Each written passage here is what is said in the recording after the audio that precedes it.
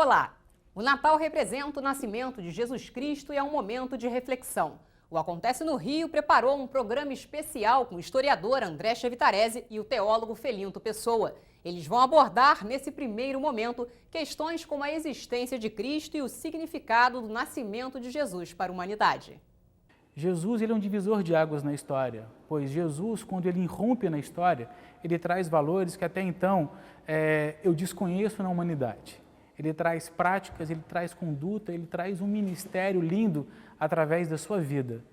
Nós entendemos que Cristo é o verbo que se fez carne, é um Deus que se fez carne em prol da humanidade.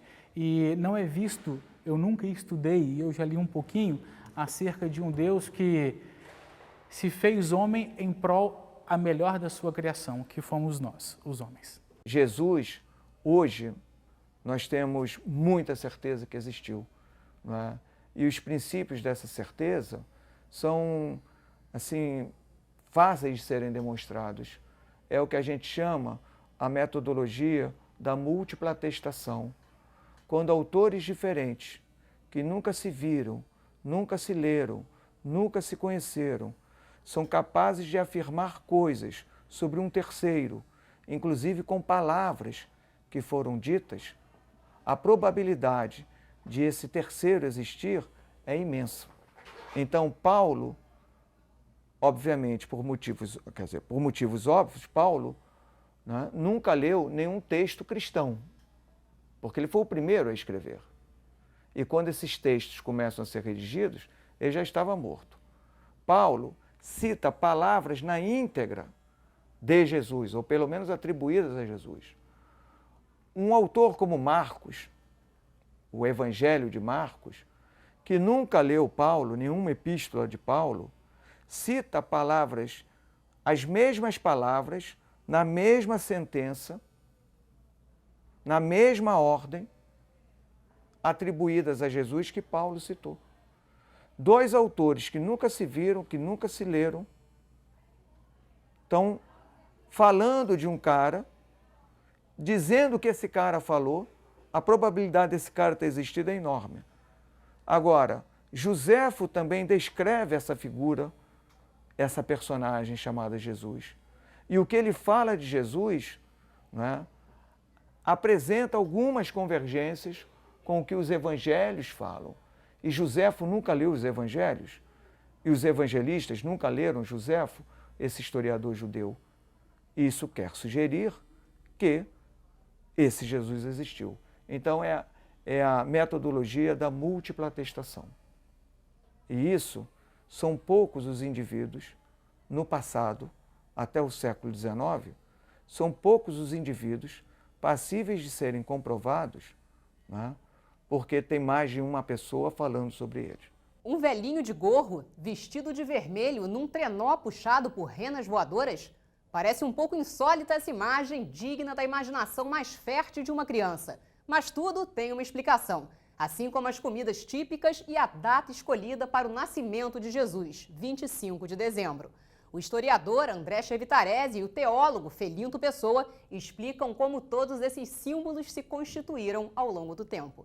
A figura do Papai Noel, ela tem sua origem em Nicolau.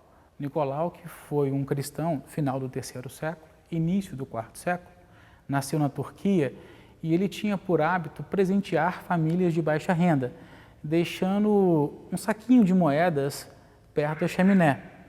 Essa cultura ela acaba sendo incorporada ao Natal, ao nascimento de Cristo. Então, há uma interação entre culturas onde vai se criando esse Natal que nós entendemos hoje.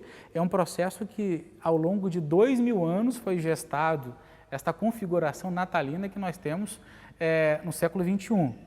A figura do Papai Noel tem sua origem em Nicolau, que era um homem muito importante para a sua época, muito carismático, ele ajudava os necessitados. Com o tempo, ele foi canonizado pela Igreja, ou seja, e é interessante vermos isso dentro das expressões de fé cristãs, onde legitima-se um cargo, uma patente, não é, para ressaltar a credibilidade. Nicolau se tornou São Nicolau. Ele, juntamente com o nascimento de Cristo, o Natal, não é? Eles vão dando uma nova forma, um novo contorno ao que se chegou em 2014. Se nós vermos a questão das renas, isto é um fruto recente, é da década de 40. Se nós temos o Papai Noel, é aquele que leva os presentes, existe um trenó onde ele carrega os presentes, quem vai transportar esse trenó? Aí que configurou-se uma rena. Elementos como castanha e nozes são incorporadas ao Natal, pois é uma estrutura alimentícia da Europa. E esses frutos se dão em maior intensidade justamente no final do ano. Era incorporado a uma dieta alimentar. Se nós pegarmos no caso do México ou da França, tem um salpicão. Se nós pegarmos no caso do Brasil, tem a farofa e a feijoada. E a feijoada hoje é um elemento novo na mesa de muitos que ceiam. Então é uma incorporação natural de interações culturais que foram acontecendo e dando ao Natal essa beleza multicultural. Quando nós pensamos, não é, no Natal, na comida, nos presentes, no Papai Noel, na data do dia 25 de dezembro, é uma data excelente para a gente exemplificar bem. Não é? Os mitraístas, os seguidores do deus Mitra, tinham essa data de 25 de dezembro como absolutamente central para a sua religião. E não é uma religiãozinha qualquer, ela se fazia presente, muito bem estruturada, muito bem instalada nas grandes e médias e pequenas cidades da bacia mediterrânea. E essa data do dia 25 de dezembro estava colada ao Deus Sol, que tem uma vinculação importante com o mitraísmo. E o que significa 25 de dezembro como o nascimento de Jesus? Isso não é bíblico. Isso não pertence a um texto do Novo Testamento. Isso é teologia posterior.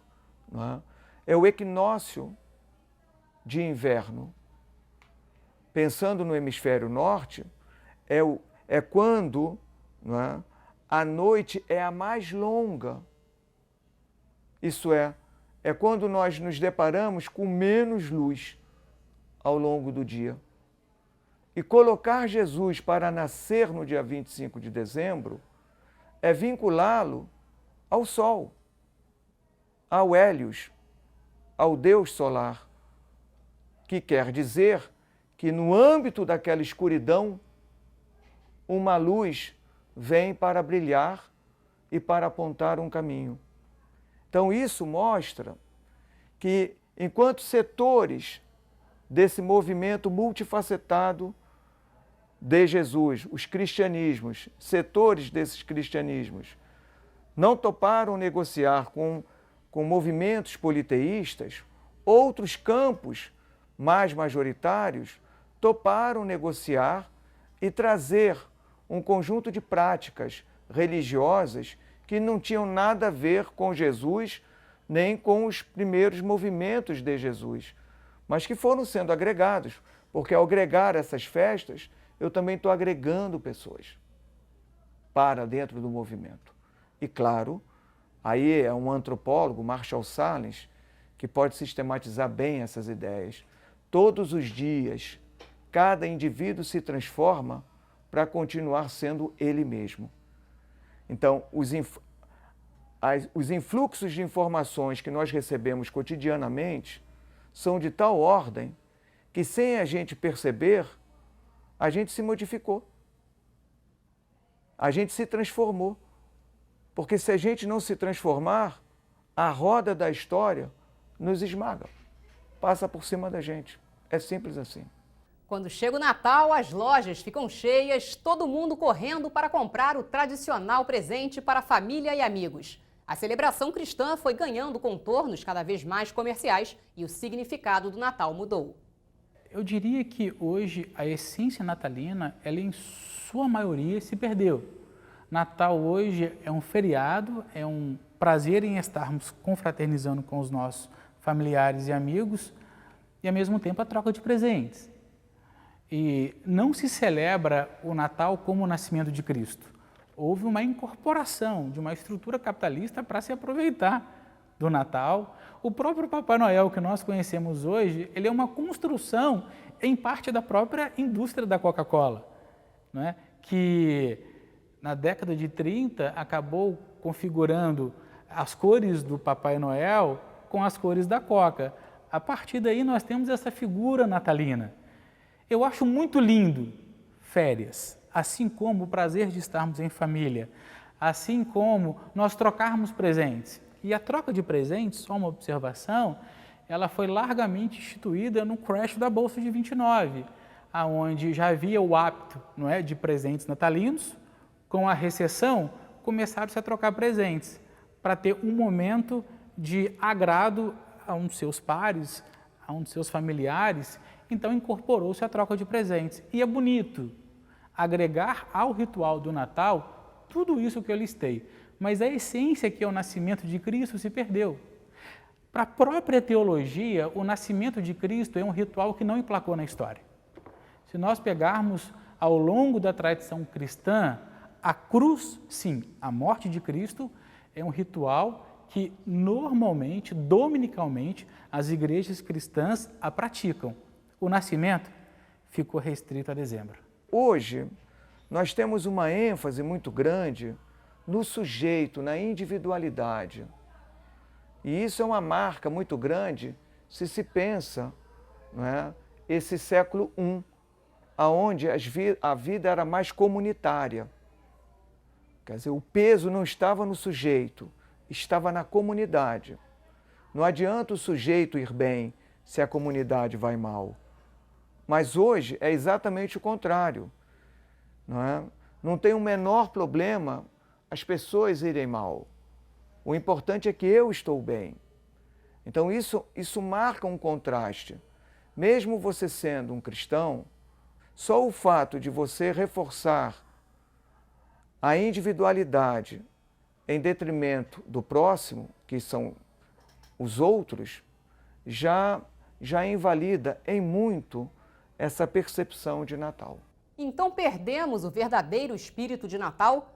Vamos encerrar este programa especial de Natal fazendo uma reflexão sobre essa data tão especial para todos, independente da religião. Tenha uma boa festa, tenha o prazer em celebrar em família e um descanso, e ganhe presentes. O Natal hoje, ele tem este formato, ele tem essa configuração, até mesmo como um processo de final de ano, e que 2015, no nosso caso, seja um ano repleto de alegrias e paz. Ou seja, é uma data cívica, praticamente é uma data que faz parte do nosso calendário cultural e social, e nós temos o prazer em vivê-la. Então, quando alguém me transmite um Feliz Natal, eu entendo que a pessoa diz para o felinto: olha, ganhe presentes, descanse e tenha o prazer em estar ao lado da sua família. O fato de você desejar o Feliz Natal a alguém é porque você acredita, se é que o cara lembra disso, você acredita ver no outro Cristo. Mas essa expressão Feliz Natal, ela tem muito de como um bom dia, boa tarde ou boa noite. Quer dizer, num contexto próximo do Natal, você olha para esse alguém, né, e às vezes até comete gafe. Porque se você está diante de um amigo que, por exemplo, é judeu e você nem sabe que ele é judeu, e lhe deseja um Feliz Natal, não é? Isso, de certa maneira, não é uma falta de educação, porque você deseja coisas boas, mas o Natal para ele não é outro, não é esse que você tem na sua cabeça. Mas eu acho que é muito mais uma expressão que a gente fala, não é, da boca para fora, do que propriamente para ser uma realidade efetivamente vivida e que seja objeto de transformação da vida daquele indivíduo. Porque na radicalidade, um Feliz Natal, não é que a justiça, que a paz e a fartura sejam norteadores de um mundo que precisa ser construído, e não um simples Feliz Natal. Quando eu desejo o Natal para uma pessoa, eu entendo que foi um rito começado no século IV, mas eu assimilo esse ritual como um homem de fé e enquanto prática religiosa. E eu desejo a todos que tenham um excelente Natal, ou seja, trocas de presentes, que tenham momentos em família, que desfrutem da ceia, mas que não se esqueçam que o principal do Natal é o nascimento de Cristo. É o nascimento de um Deus que se fez homem, aquele que primeiro nos amou, que por nós morreu e trouxe um referencial de vida lindo. Ao desejar a vocês um Feliz Natal, eu desejo que vocês comunguem da paz e dos ensinamentos de Cristo. Para mim, um Feliz Natal é exatamente ter a esperança de que a vida pode ser muito diferente do que ela é. De que as pessoas podem ser felizes na sua inteireza, no aqui e agora. Basta querer transformar essa realidade extremamente injusta que aí está por um mundo bem melhor. Então aí o Natal ganha todo sentido. Um Feliz Natal para todos e o Acontece no Rio fica por aqui. Você também pode ver este e outros programas no site da Câmara. Acesse câmara.rj.gov.br. Até a próxima!